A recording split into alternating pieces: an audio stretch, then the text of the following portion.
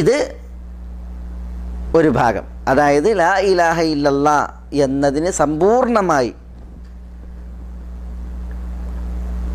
ബാഹ്യമായും ആന്തരികമായും ആളുകൾ കീഴ്പ്പെടണം.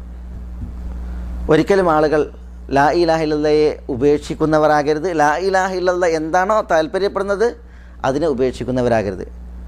ലാ ഇലാഹ ഇല്ലല്ലാ താല്പര്യപ്പെടുന്നത് അള്ളാഹു മാത്രമാണ് ആരാധനക്കർഹൻ എന്നുള്ളതാണ്. ആ അള്ളാഹു മാത്രം എന്നതിനെ ഉപേക്ഷിക്കുന്ന അവസ്ഥ ഉണ്ടാവില്ല ലാ ഇലാഹ ഇല്ലല്ലാഹ്ക്ക് കീഴ്പ്പെട്ടാൽ.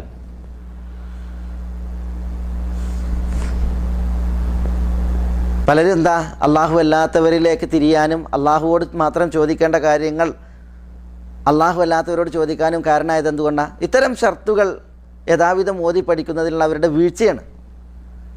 ലാ ഇലാഹ ഇല്ലല്ലാഹ് തൊള്ളോണ്ട് പറഞ്ഞ മനുഷ്യന്മാർ ലാ ഇലാഹ ഇല്ലല്ലാഹ് എന്താണ് വിളിച്ചറിയിക്കുന്നത് ആ ആശയത്തിന് കീഴ്പ്പെടുന്ന സമ്പൂർണ്ണമായിട്ട് തങ്ങളെ സമർപ്പിക്കുന്ന വിഷയത്തിലുള്ളതായ വീഴ്ചയാണ്. അപ്പോൾ അതുകൊണ്ടാണ് ഇത്തരം ഷർത്തുകളെ പണ്ഡിതന്മാർ പ്രത്യേകം ഊന്നി തെളിവുകളുടെ വെളിച്ചത്തിൽ നമുക്ക് വിശദീകരിച്ചു തരുന്നത്.